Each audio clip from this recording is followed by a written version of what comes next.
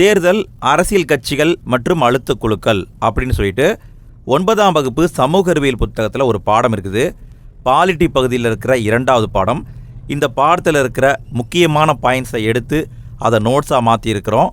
அதைத்தான் இன்றைக்கி நம்ம பார்க்க போகிறோம்.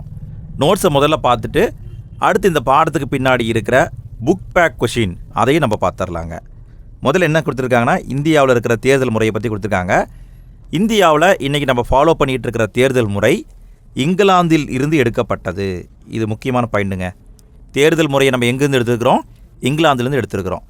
தேர்தல் முறையை பற்றி இந்திய அரசியலமைப்பில் எங்கே சொல்லியிருக்காங்கன்னு பார்த்தீங்கன்னா, அரசியலமைப்புடைய பகுதி 15வது பகுதியில் சட்டப்பிரிவு 324லேருந்து 329 வரையும் கொடுத்துருக்குறாங்க. இது மிக மிக முக்கியமான பாயிண்ட்டுங்க.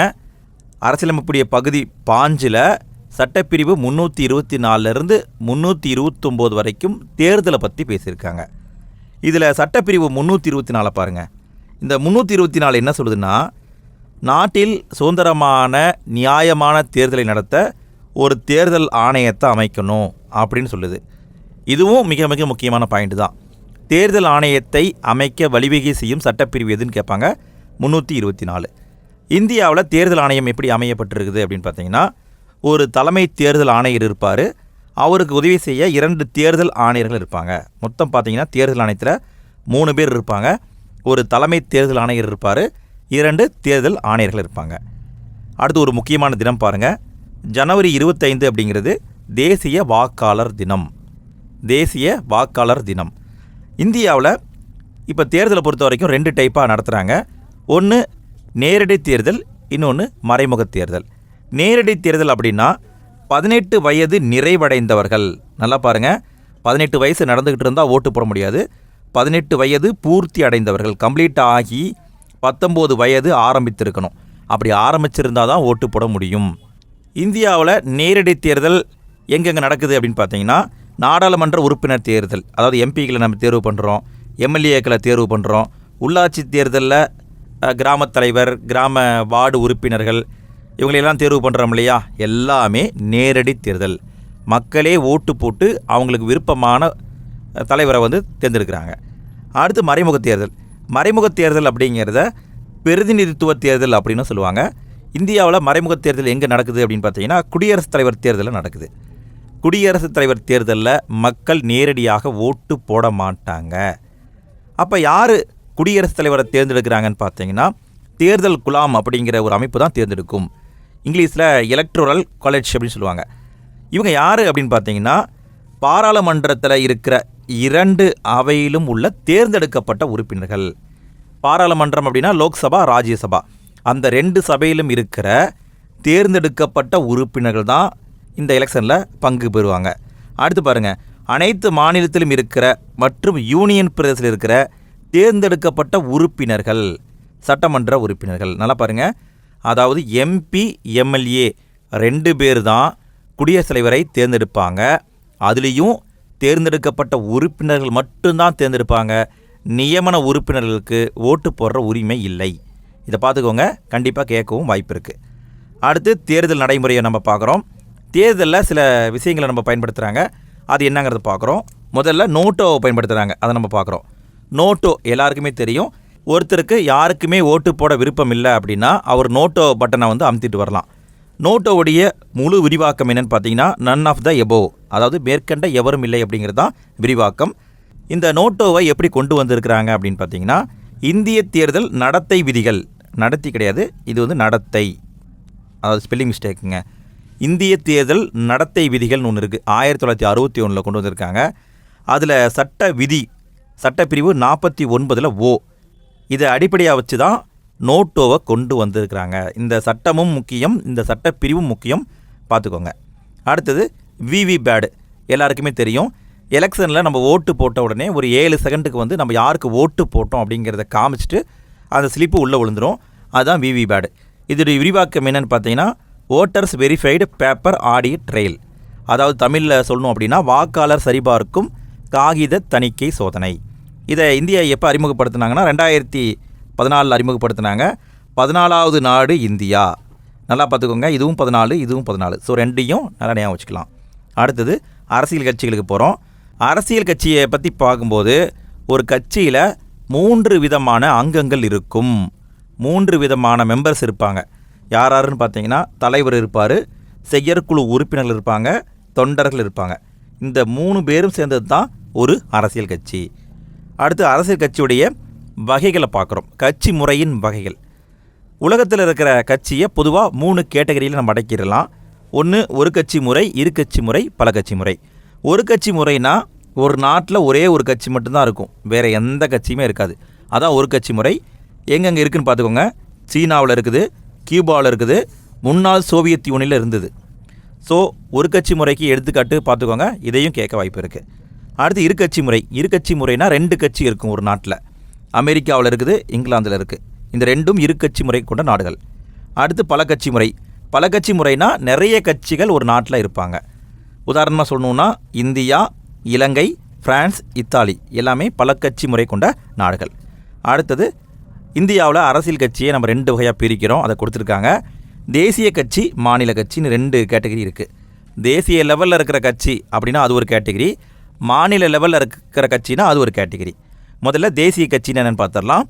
ஒரு கட்சியை தேசிய கட்சியை அறிவிக்கணும்னா அதற்குன்னு சில நிபந்தனைகள் இருக்குது. அதை கம்ப்ளீட் பண்ணாதான் தேசிய கட்சியாக அறிவிக்க முடியும். என்னென்ன நிபந்தனை அப்படின்னு பார்த்தீங்கன்னா, 4 மாநிலங்களில் மாநில கட்சிங்கிற அந்தஸ்தை வாங்கியிருந்தால் அதை தேசிய கட்சின்னு அறிவிக்கலாம். அதாவது குறைஞ்சபட்சம் 4 ஸ்டேட்டில் மாநில கட்சிங்கிற அந்தஸ்தை வாங்கியிருந்தால் ஓகே. இல்லைப்பா அதெல்லாம் வாங்கலை அப்படின்னா இன்னொரு ஆப்ஷனு என்ன அப்படின்னா, மக்களவை தேர்தல் அல்லது அந்த மாநில சட்டமன்ற தேர்தலில் குறைஞ்சபட்சம் 4 மாநிலங்களில் பதிவான மொத்த செல்லத்தக்க வாக்கில் 6% வாங்கியிருக்கணும். அதாவது மக்களவை தேர்தல்னாலும் ஓகே, அல்லது 4 மாநிலங்களில் நடந்த சட்டமன்ற தேர்தல்னாலும் ஓகே. நல்லா பார்த்துக்கோங்க, மக்களவை தேர்தல்னால் ஓகே, இல்லைன்னா 4 மாநில சட்டமன்ற தேர்தல்னால் ஓகே. அதில் 6% வாக்குகளை வாங்கியிருந்தால் அந்த தேசிய கட்சின்னு அறிவிக்கலாம். இல்லைப்பா அதுவும் கிடையாது அப்படின்னா மக்களவையில் குறைஞ்சபட்சம் 2% இடங்களில் ஜெயிச்சிருக்கணும். அதுவும் 3க்கு மேற்பட்ட மாநிலங்களிலிருந்து தேர்ந்தெடுக்கப்பட்டிருக்கணும். ஒரே ஸ்டேட்லேருந்து தேர்ந்தெடுக்கப்பட்டிருந்தால் ஒத்துக்க மாட்டாங்க. 3க்கு மேற்பட்ட மாநிலங்கள்லேருந்து 2% இடங்களை ஜெயிச்சிருக்கணும். இந்த 3 நிபந்தனையில் ஏதாவது ஒரு நிபந்தனையை கம்ப்ளீட் பண்ணால் கூட தேசிய கட்சிங்கிற அந்தஸ்தை வாங்கிக்கலாம். திரும்ப சொல்கிறேன், நல்லா கவனிங்க. அதாவது 4 மாநிலங்களில் மாநில கட்சியாக இருந்தால் அந்த அந்தஸ்தை வாங்கிக்கலாம், அல்லது மக்களவை தேர்தல் அல்லது 4 மாநில சட்டமன்ற தேர்தலில் செல்லத்தக்க வாக்கில் 6% ஓட்டு வாங்கியிருந்தால் தேசிய கட்சிங்கிற அங்கீகாரம் வாங்கிக்கலாம். அதுவும் இல்லைன்னா மக்களவையில் குறைஞ்சபட்சம் 2% இடங்களை ஜெயிச்சிருந்தால் வாங்கிக்கலாம். அதுவும் 3 மாநிலங்களிலிருந்து தேர்வு செய்யப்பட்டிருக்கணும். அடுத்து இன்னொரு டேட்டா கொடுத்துருக்காங்க பாருங்கள். 2017 நிலவரப்படி அங்கீகரிக்கப்பட்டுள்ள தேசிய கட்சியின் எண்ணிக்கை 7. 2017 டேட்டா 7 கட்சிகள் தேசிய கட்சியாக அங்கீகரிக்கப்பட்டிருக்கு. அடுத்து மாநில கட்சிகள். மாநில கட்சினா ஒரு மாநிலத்துக்குள்ளே மட்டும் பெருசாக இருக்கும், இதை பிராந்திய கட்சிகள் அப்படின்னு சொல்லுவாங்க. அடுத்தது அழுத்த குழுக்களை பார்க்குறோம். அழுத்த குழுக்கள் அப்படின்னா மக்களுடைய நன்மைக்காக அரசாங்கத்தை ஃபோர்ஸ் பண்ணுவாங்க பார்த்தீங்களா, அவங்க தான் அழுத்த குழுக்கள். இந்த அழுத்த குழுக்கள் அப்படிங்கிற சொல் அமெரிக்காவில் உருவாச்சு. இதை கேட்க வாய்ப்பு இருக்குங்க. அழுத்த குழுக்கள் என்ற சொல் உருவான இடம் அமெரிக்கா. அழுத்த குழுக்களை நலக்குழுக்கள் அப்படின்னு சொல்லுவாங்க, தனிப்பட்ட நலக்குழுக்கள் அப்படின்னு சொல்லுவாங்க. இதுக்கு வேறு பேரும் இருக்குது. அடுத்து இந்தியாவில் அழுத்த குழுக்கள் இருக்குது, அதையும் பார்க்குறோம். இந்தியாவில் தற்பொழுது அதிக எண்ணிக்கையிலான அழுத்த குழுக்கள் இருக்குது. ஆனால் அமெரிக்காவில் இருக்கிறத மாதிரியோ அல்லது இங்கிலாந்தில், பிரான்ஸு, ஜெர்மனி போன்ற வளர்ச்சி அடைந்த நாடுகள் இருக்கிற மாதிரியோ இங்கே டெவலப்பாக இல்லை. அழுத்த குழுன்னு இருக்குது, ஆனால் அந்தளவுக்கெல்லாம் டெவலப்பாக இல்லாமல் இருக்குது.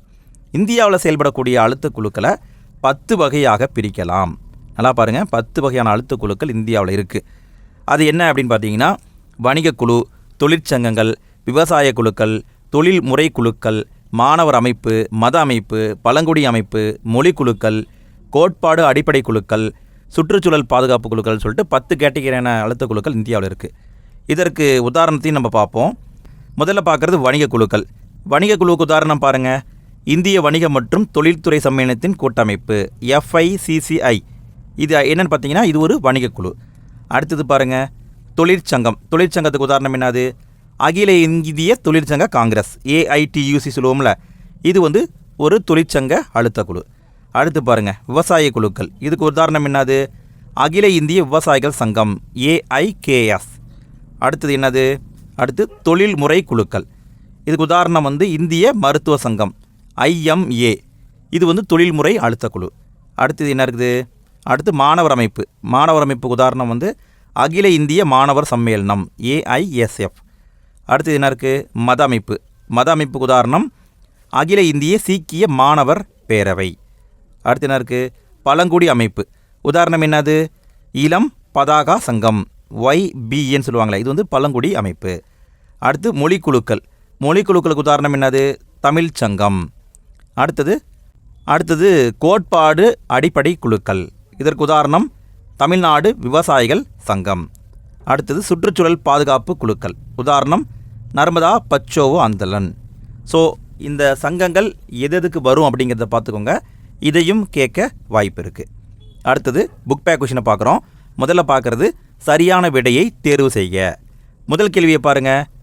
கீழ்கண்ட நாட்டின் தேர்தல் முறையினை இந்தியா ஏற்றுக்கொண்டுள்ளது. அதாவது எந்த நாட்டுடைய தேர்தல் முறையை இந்தியா ஏற்றுக்கிட்டு இருக்கு அப்படின்னு கேட்குறாங்க.